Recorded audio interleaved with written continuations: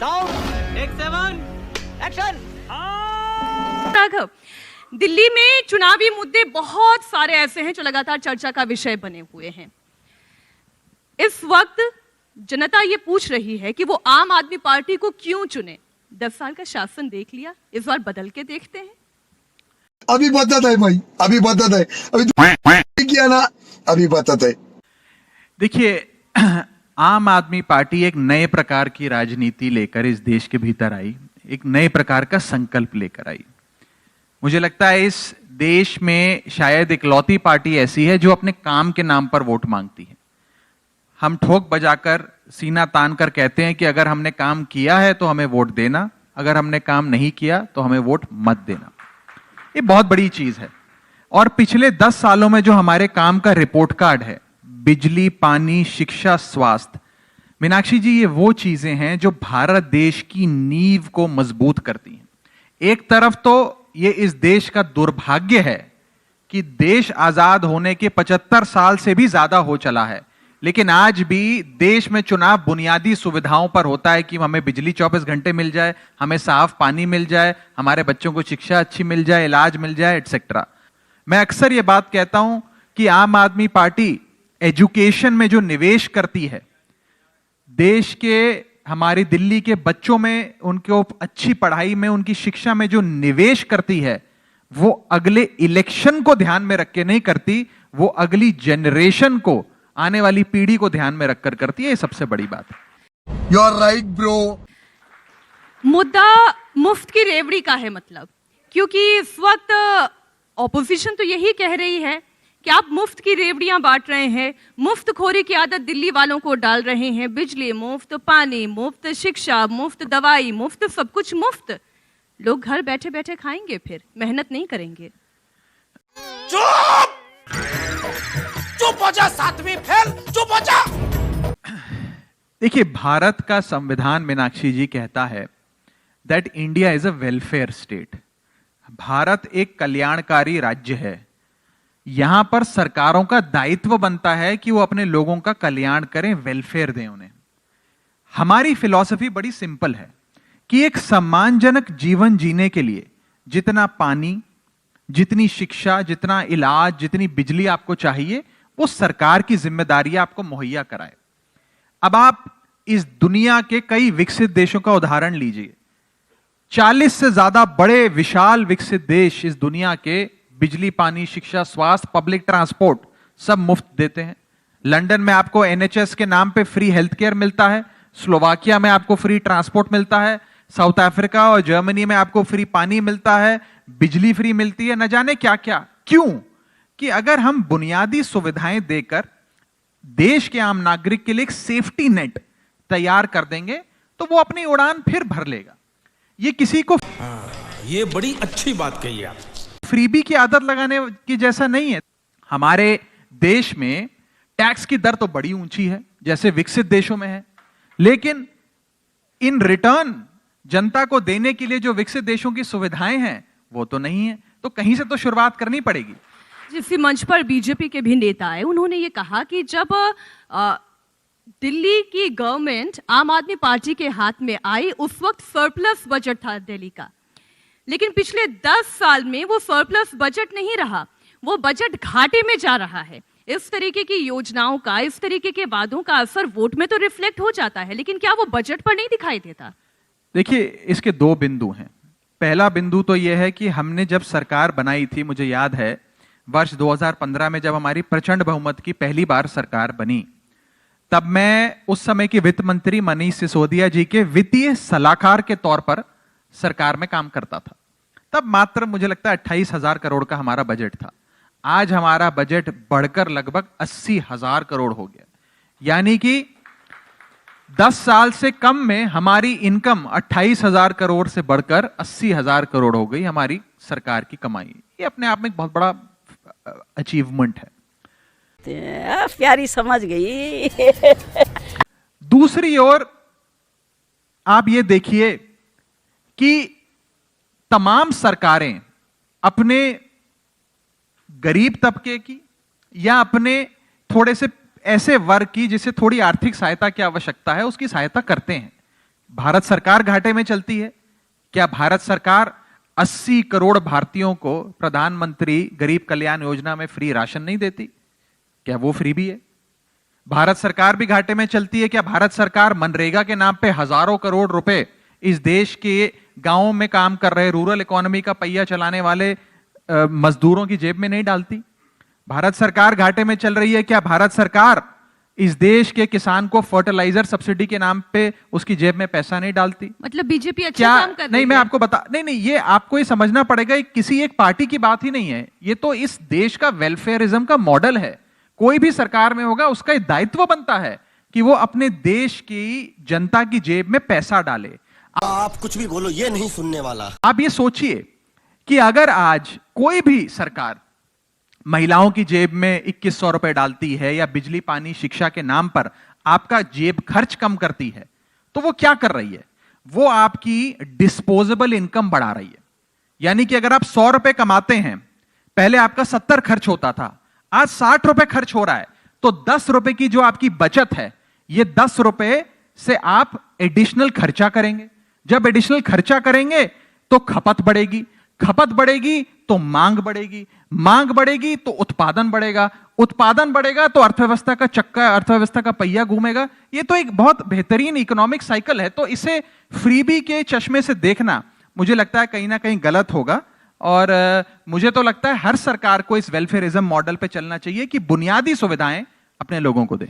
ये जो वेलफेयर वाला मॉडल है राघव जी, ये बड़ी हैरानी की बात है कि आपको और बीजेपी का एक जैसा दिखाई देता है। वो कैसे, मैं आपको बताती हूँ। बल्कि उसमें कंपटीशन दिखाई देता है। अरविंद केजरीवाल गारंटी देते हैं कि हर महिला को हर महीने 2100 रुपए दिए जाएंगे। भारतीय जनता पार्टी का संकल्प पत्र कहता है कि हर गरीब महिला को प्रति माह 2500 रुपए की आर्थिक मदद दी जाएगी। कंपटीशन चल रहा है, कौन कितना ज्यादा देता है। वाह बेटा, लगता है तुम गू खा के ही मानोगे। देखिए, अंग्रेजी में एक कहावत है, imitation is the best form of flattery. यानी कि कोई व्यक्ति आपकी यदि काम की नकल करता है, आपकी कॉपी करता है, तो उससे बड़ी शाबाशी, उससे बड़ी वाहवाही आपके लिए नहीं हो सकती। तो यदि हमने 2100 रुपए महिला सम्मान योजना की बात करी और देखे देखे कुछ और पार्टियों ने भी 2500 रुपए, 2800 रुपए, 3100 रुपए की अनाउंसमेंट करी है, तो इसे तो हम अपनी ही जीत कहेंगे कि जिस जगह का रास्ता हमने दिखाया आज उस रास्ते पे सब लोग चल रहे हैं, तो इसमें क्या बुराई है। आप ये वादा कर रहे हैं कि अस्पताल और मोहल्ला क्लिनिक में मुफ्त इलाज और दवाइयां, और भारतीय जनता पार्टी ये दावा कर रही है कि पहली कैबिनेट बैठक में ही आयुष्मान भारत योजना को लागू कर देंगे। 5 लाख तक मुफ्त इलाज केंद्र सरकार के द्वारा, 5 लाख तक का अतिरिक्त मुफ्त इलाज राज्य सरकार के द्वारा, 10 लाख तक का यानी इन टोटलिटी मुफ्त इलाज वरिष्ठ नागरिकों के लिए अलग से। देखिए, अभी जो दिल्ली में मॉडल है ना मीनाक्षी जी, हेल्थ केयर का, जो आम आदमी पार्टी की सरकार ने लागू किया, उस मॉडल में दवा, दवाई, इलाज, ऑपरेशन सब मुफ्त है। उसमें कोई इकोनॉमिक, कोई फाइनेंशियल थ्रेशोल्ड नहीं है कि इतने लाख रुपए तक का ही आपका इलाज होगा। परमात्मा ना करे कोई व्यक्ति अगर बीमार पड़ जाते हैं और उनको कोई 80 लाख रुपए का ऑपरेशन और उसके अतिरिक्त 20 लाख रुपए की दवाइयां का खर्च आता है, यानी कि 1 करोड़ रुपए उन पर, उनके इलाज पर खर्च होने के बनते हैं, तो वो सारा खर्च दिल्ली सरकार, आम आदमी पार्टी की सरकार उठाएगी। वो ये नहीं देखेगी कि आप आयुष्मान भारत में से मात्र 5 लाख रुपए ले लीजिए, दूसरे से 5 लाख रुपए, तो टोटल 10 लाख रुपए हम देंगे और 90 लाख रुपए आपको अपनी जेब से लगाने पड़ेंगे। ये मॉडल नहीं है। आप भी यही नहीं, अभी और सुनिए। जानती हैं, देखिए, बीमारी कोई आपकी आर्थिक व्यवस्था देखकर तो दरवाजा खटखटाती नहीं है कि आपकी जेब में इतना पैसा है इलाज कराने का, तो मैं ये बीमारी आपको सौंप देता हूं। बीमारी तो किसी को भी, परमात्मा ना करे, कोई भी गंभीर से गंभीर आ सकती है। तो एक साइकोलॉजिकल सपोर्ट भी, एक मानसिक तौर पर भी जो एक सहारा सरकार को देना चाहिए अपने मतदाताओं को, वो देने का काम आम आदमी पार्टी की सरकार ने किया। एक और कंपटीशन चल रहा है आम आदमी पार्टी और बीजेपी के बीच में कि बड़ा हिंदू कौन है, ज्यादा हिंदू कौन है और हिंदुओं का हितैषी कौन है। वो क्यों, मैं आपको बता रही हूं। बुजुर्गों के लिए मुफ्त तीर्थ यात्रा का वादा तो अरविंद केजरीवाल कर ही रहे हैं, लेकिन साथ ही साथ पुजारियों और ग्रंथियों के लिए भी राशि का वादा वो कर रहे हैं। देखिए, इसे धर्म के चश्मे से ना देखते हुए मैं एक अर्थशास्त्री के चश्मे से देखना चाहूंगा। ये बड़ी अच्छी बात कही आप। इस हमारे समाज के कई ऐसे वर्ग हैं जिन्हें सहायता की आवश्यकता है। वो सहायता की आवश्यकता उन लोगों को सरकार तय करती है कि किस रूप में, किस साधन के तौर पर दिए जाएं। अब कोई यदि एक धर्म से जुड़ा है, वो उस धर्म की सेवा कर रहा है, निष्काम काम कर रहा है, उस सेवा के रिटर्न में कुछ मांगते नहीं, कुछ करते नहीं, अगर सरकार ने ये सही समझा कि उनकी जेब में थोड़ा खर्च का पैसा डाला जाए तो इसमें क्या बुरी बात है। देखिए, 10 साल में लेकिन क्यों नहीं सोचा, वो ये पूछ रहे हैं। नहीं, देखिए, अन्य राज्यों में आप बंगाल से लेकर तमिलनाडु तक, कर्नाटक से लेकर जहां भारतीय जनता पार्टी की सरकारें, वहां भी चले जाइए तो अन्य वर्गों के लिए कोई धर्म के आधार पे, कोई जात के आधार पे, कोई वर्ग के आधार पे, कोई सोशियो इकोनॉमिक बैकग्राउंड के आधार पे कुछ ना कुछ अनटाइड फाइनेंशियल असिस्टेंस दी जाती है। उसी मॉडल के तहत एक फाइनेंशियल असिस्टेंस देने का प्रयास कर रहे हैं। Emotional damn it. एक प्रश्न और जो लगातार चर्चा में रहा, अरविंद केजरीवाल की सिक्योरिटी को लेकर बीजेपी ने आरोप लगाया कि दो प्रदेशों की सिक्योरिटी उनके लिए लगाई गई है और पंजाब से जो सिक्योरिटी थी वो हटा दी गई। हुआ क्या था? देखिए, पहली चीज तो यह है कि इसमें कोई दो राय नहीं है कि अरविंद केजरीवाल जी उनका एक बहुत हाई थ्रेट परसेप्शन है। और ये थ्रेट परसेप्शन जो होता है मीनाक्षी जी, ये कोई आप और हम बैठ के तय तो करते नहीं है। ये तो इस देश की लॉ एनफोर्समेंट एजेंसीज, जिसमें राज्य की पुलिस भी होती है, राष्ट्रीय स्तर पर जो आईबी होता है वो उनके रिप्रेजेंटेटिव भी होते हैं, ये सब बैठकर एक समिति तय करती है कि किसको कौन सी कैटेगरी की सुरक्षा देनी चाहिए। ये कैटेगरी ऑफ सुरक्षा भी जो तय की जाती है वो आपके थ्रेट परसेप्शन के आधार पर की जाती है कि आपको कितना खतरा है। अरविंद केजरीवाल जी की जहां तक मैं बात करूं, उनको लगातार एक खतरा बना रहा। उनको ईमेल्स के जरिए, फोन कॉल्स के जरिए, कई प्रकार की सोशल मीडिया पोस्ट के जरिए जान से मारने की धमकियां भी आई। उन पर कई प्रकार के हमले हमने पिछले कई सालों में देखे, समय समय पर हुए। अगर हम करें तो करें क्या, बोले तो बोले क्या। राजनीति से प्रेरित भी हो सकते हैं, गैर राजनीतिक भी हो सकते हैं। इसीलिए एक सुरक्षा उनके लिए डिफाइन करी गई। पंजाब राज्य ने भी उनको कैटेगराइज किया कि आप हमारे हाईएस्ट सिक्योरिटी प्रोटेक्टी हैं। दिल्ली पुलिस ने भी उन्हें कैटेगराइज किया कि आप हमारे हाईएस्ट सिक्योरिटी प्रोटेक्टी हैं। दिल्ली पुलिस हमारे अधीन नहीं है, लेकिन एक प्रोफेशनल के तौर पे दिल्ली पुलिस ने भी उन्हें वो सिक्योरिटी का दर्जा दिया, बिकॉज वो थ्रेट थी उन्हें। तो मुझे लगता है जब व्यक्ति को इतनी थ्रेट हो तो किसी सिक्योरिटी को विड्रॉ करना या इस प्रकार से करना ये उचित नहीं है। उनकी जान को खतरा भी हो सकता है। मैं प्रभु से प्रार्थना करूंगा कि किसी प्रकार की कोई आंच भी उन पर ना है। अब एक रैपिड फायर राउंड का वक्त है। उम्मीद करूंगी आंसर छोटे होंगे, क्रिस्प होंगे। पॉलिटिक्स ज्यादा बेटर है, वकालत या सीए?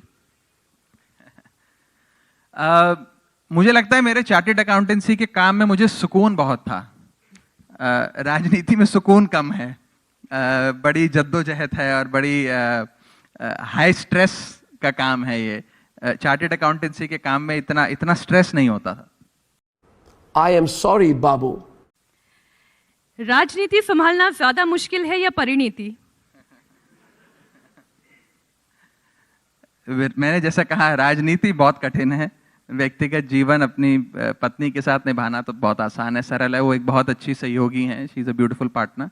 तो उसमें मुझे कोई खास परेशानी नहीं है। मुझे परेशानी या कहीं स्ट्रेस कहें और कठिनाई कहें, वो सिर्फ राजनीति में ही आता है और राजनीति तक ही सीमित है। Life as a bachelor, life as a married man? I think life as a married man. मैं ये मानता हूं कि जब से मेरी जिंदगी में परिणीति आई है, तब से मेरी जिंदगी एक प्रकार से संवर गई है। इसमें डिसिप्लिन भी है, कई प्रकार की चीजें, उस पर कभी और बात करेंगे। ये राजनीतिक सही पकड़े हैं। खत्म, bye bye, tata, good bye, गया।